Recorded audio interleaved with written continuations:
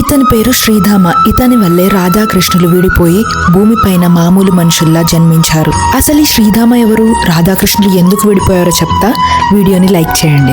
శ్రీధామ శ్రీకృష్ణునికి ఎంతో పెద్ద భక్తుడు. అయితే శ్రీధామకి ఒక కోరిక ఉంటుంది. అదేంటంటే తన ప్రభు అయిన శ్రీకృష్ణుని స్వయంగా తను చూడాలి అని. ఒకరోజు బ్రహ్మదేవుడు శ్రీధామని పిలిచి, శ్రీధామ, నువ్వు శ్రీకృష్ణుడు నివసిస్తున్న గోలోకానికి వెళ్ళి శ్రీకృష్ణునికి భూమిపైన అవతరించాల్సిన సమయం ఆసన్నమైందని చెప్పమని చెప్తాడు. ఆ విషయం విన్న శ్రీధామ ఎంతో ఆనందంతో నారదమునితో కలిసి గోలోకానికి బయలుదేరతాడు. అయితే కొంత దూరం వెళ్ళాక వాళ్ళు వెళ్తున్న విమానం అకస్మాత్తుగా ఆగిపోతుంది. విమానం ఎందుకు ఆగిపోయింది నారదముని అని శ్రీధామ అడిగితే, మనం గోలోకానికి చేరుకున్నాం శ్రీధామ అని నారదముని చెప్తాడు. కానీ చుట్టుపక్కల మాత్రం అసలు గోలోకం ఉన్నట్టే కనిపించదు. అదేంటి నారదముని, నాకు మాత్రం ఏం కనిపించట్లేదు అని శ్రీధామ అడిగితే, మనం గోలోకం చేరుకున్నాం, గోలోకం ద్వారాలు తెరుచుకోవాలి అనంటే శ్రీకృష్ణుని నామం జపించాలి అని నారదముని అంటాడు.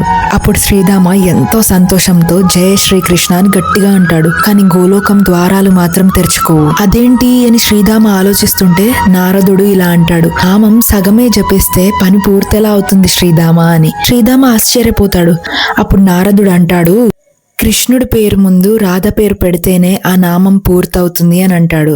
అప్పుడు శ్రీధామ కోపంతో, అసలు నా ప్రభు పేరు ముందు ఆ రాధ పేరు ఎందుకు పలకాలి, నేను ఎట్టి పరిస్థితుల్లోనూ నా ప్రభు పేరు ముందు తన పేరు పలకను అని అంటాడు. సరేలే, నేనే చెప్తాను అని నారదుడు గట్టిగా జయ శ్రీ రాధాకృష్ణ అని అంటాడు. అప్పుడు వెంటనే గోలోకం ద్వారాలు తెరుచుకుంటాయి. నారదుడు శ్రీధామ ఇద్దరూ కలిసి గోలోకంలోకి ప్రవేశిస్తారు. వాళ్ళు లోపలికి వెళ్ళగానే రాధాకృష్ణులకు హారతి సమయం మొదలవుతుంది. హారతి అవ్వగానే రాధాకృష్ణులు చక్కగా నాట్యం చేస్తూ ఉంటారు. అప్పుడు నారదుడు శ్రీధామతో ఇలా అంటాడు, శ్రద్ధగా చూడు శ్రీధామ, వాళ్ళిద్దరే రాధాకృష్ణులు, వాళ్ళ దేహాలు వేరైనా ఆత్మలు మాత్రం ఒక్కటే అని అంటాడు. అదంతా సహించలేక శ్రీధామ అక్కడి నుంచి పక్కకి వెళ్ళిపోతాడు. కొద్దిసేపటికి నారదుడు శ్రీధామ దగ్గరకు వచ్చి, ఏమైంది శ్రీధామ, ఎందుకు వెళ్ళిపోయావు అక్కడి నుంచి అని అంటాడు. అప్పుడు శ్రీధామ, ఇదంతా మాయ, ఆ రాధ నా ప్రభువుని తన మాయలో పడేసింది, అందుకే నా ప్రభువు భక్తి కంటే ఎక్కువ విలువ ప్రేమకిస్తున్నాడు, ఇదంతా నా ప్రభువుకి చెప్పి ఎలాగైనా అతని కళ్ళు తెరిపించాలి అని అంటాడు. అప్పుడు నారదుడు, అయితే ఎందుకు మరి ఆలస్యం, నీ ప్రభువుకి నిజమేంటో చెప్పేసే,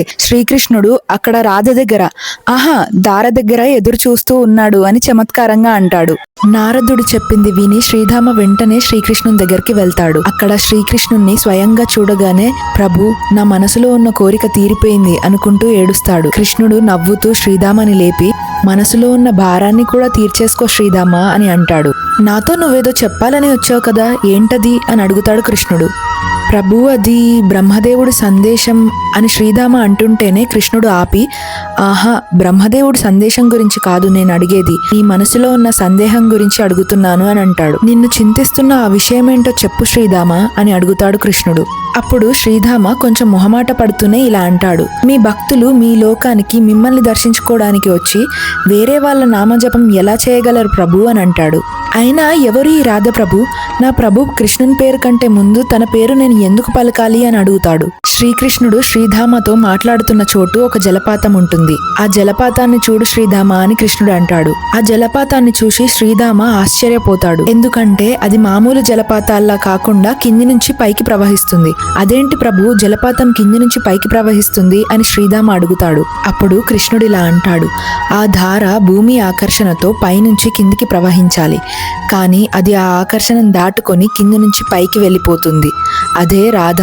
ప్రతి నిశ్వాస శ్రీకృష్ణుడైతే పీల్చే ప్రతి ఉచ్ఛ్వాస రాధ అని అంటాడు. అదంతా విన్న తర్వాత కూడా శ్రీధామ, ఇదంతా మాయే ప్రభు, మిమ్మల్ని మోసం చేసే ప్రయత్నం జరుగుతుంది అని అంటాడు. అప్పుడు కృష్ణుడు శ్రీధామ దారిలోనే వెళ్తూ, నిజమే అయి ఉండొచ్చు, నేను కూడా మాయలో చిక్కుకున్నానేమో, ఒక భక్తుడు బాధలు తీర్చడానికి భగవంతుడు ఉంటాడు, మరి భగవంతుడికే బాధలు వస్తే ఎవరు తీరుస్తారు, ఈ మాయలో నుంచి ఎవరు దూరం చేస్తారు నన్ను అనగానే శ్రీధామ, నేను చేస్తాను ప్రభు అని అంటాడు. ఈ జీవితాన్ని ప్రసాదించింది మీరే, మీ బాధలను నేను దూరం చేస్తాను, నాకు ఒక్క అవకాశం ఇచ్చి చూడండి ప్రభు శ్రీధామ శ్రీకృష్ణునితో అంటాడు. అప్పుడే హారతికి సమయం అవుతుంది. శ్రీకృష్ణుడు ఇలా అంటాడు, హారతి సమయం అయింది శ్రీధామ, బహుశా ఆ అవకాశం నీకు అక్కడ దొరుకుతుందేమో. గోలోకవాసులందరూ రాధాకృష్ణులకు హారతిస్తూ ఉంటారు. శ్రీధామ కూడా అక్కడికి వెళ్తాడు. చాలా మంది రాధాకృష్ణులకు కానుకలు సమర్పిస్తారు, అంటే వస్త్రాలు, వెన్నె లాంటివి. ముందుగా ఆ కానుకలు రాధాదేవి ముట్టుకున్న తర్వాతే శ్రీకృష్ణుడు ముట్టుకుంటాడు. అయితే శ్రీధామ కూడా ఒక కుండలో వెన్నెను తీసుకొని వాళ్ళ దగ్గరికి వెళ్తాడు.